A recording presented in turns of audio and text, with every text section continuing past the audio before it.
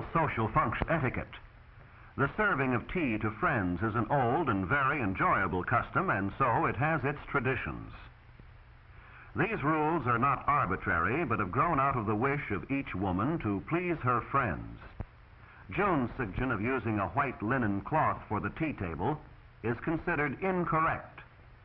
A lace cloth or an embroidered cloth or one of Italian cutwork is preferable in that it is better suited to the type of occasion. A fine cloth, something that your friends can enjoy. You show your politeness by offering your guests every consideration. The cloth is spread with care so that it is smooth and hangs evenly at the sides.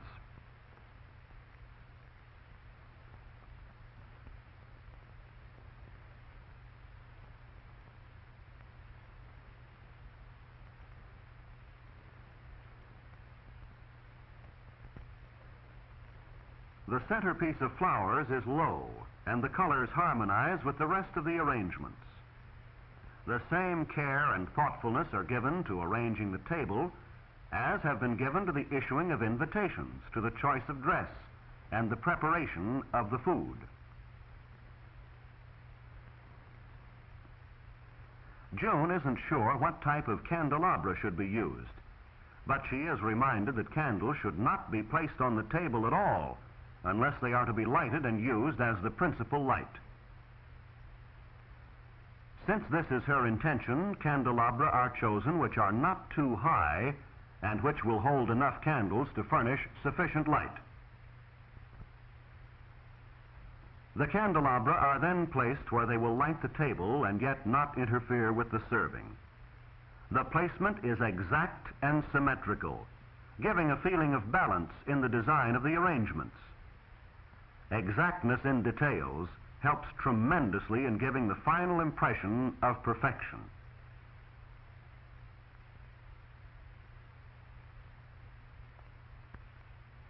Of course, tea is not the only drink that may be served at a tea. Coffee may be offered or punch, and the service need not be of silver. Chinaware may be used. In the placing of the tea sets, the first requirement is the very practical one of putting things where they may be reached and used with ease. The rules of etiquette are, in this sense, always practical and logical. The reason behind each rule is not hard to find. You are treating others as you would want them to treat you. The pourer will have the tea urn conveniently at her right, the cream and sugar at her left. The convenience of the guest who will pour the tea is kept in mind in the placing of the cups, too.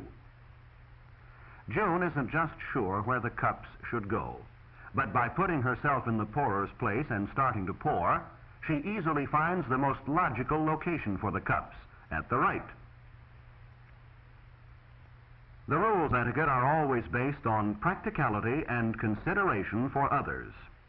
June should not put her hand into a cup from which someone else will drink. She shouldn't stack the cups so they might topple. At the most, cups should be stacked only too high, or, better yet, not stacked at all. These are simple matters, but they avoid accidents and embarrassment.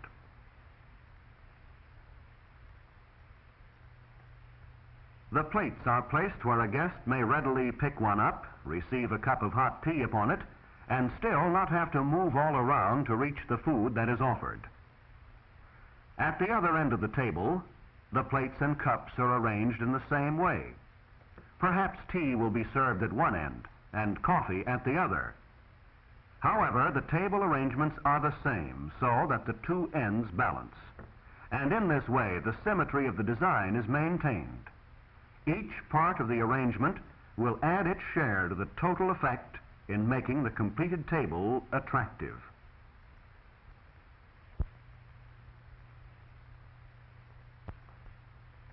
The next problem June is concerned with is the placing of the spoons and napkins.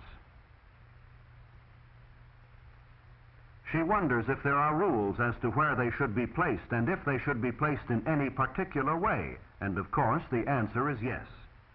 They should not be stacked or piled up, but be placed singly and staggered for ease in picking them up.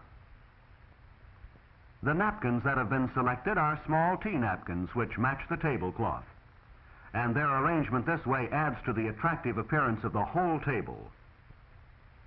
As the arrangements take shape, we see that we are being guided by two principles. One is the practical concern of serving food and drink. The other is a matter of showing consideration for our guests. On one hand, we want our guests to enjoy their sandwiches and tea without letting the serving interfere with their conversation and enjoyment of one another's company. On the other hand, we want the arrangements aesthetically pleasing as a tribute to our friends. The candles, straight and firmly fixed, will give an intimate light, a warm and friendly tone. The flowers will add their color and fragrance. The food also will be dainty, bite-sized sandwiches and cakes that are pleasing to the eye as well as to the taste. The plates of food are well filled, but not overflowing. It is a simple matter to bring another plate when one of these is emptied, or to replenish one of the small dishes of nuts or candies. And now that our table arrangement is almost complete, we may begin to check ourselves to see that everything is in readiness and in proper order. As the guests arrive and see the table, will their first impression be one of orderliness, simplicity, and good taste? Will they then notice that the arrangement is also practical and efficient, nothing omitted, such as slices of lemon for those who prefer it to cream and sugar? May we now be assured that each guest can, with the greatest of convenience and without interrupting her conversation with friends, step to the table, take up a napkin, plate, and spoon, accept a cup of tea from the pourer, chat as she moves along the table, helping herself to lemon, to the nuts or candies, then to the sandwiches or cakes. And can't we be sure that she will enjoy the flowers and the candles, appreciate a fine cloth and nice napkins? Yet through correctness in such things as proper table arrangements, that we show our courtesy, good taste, and friendliness.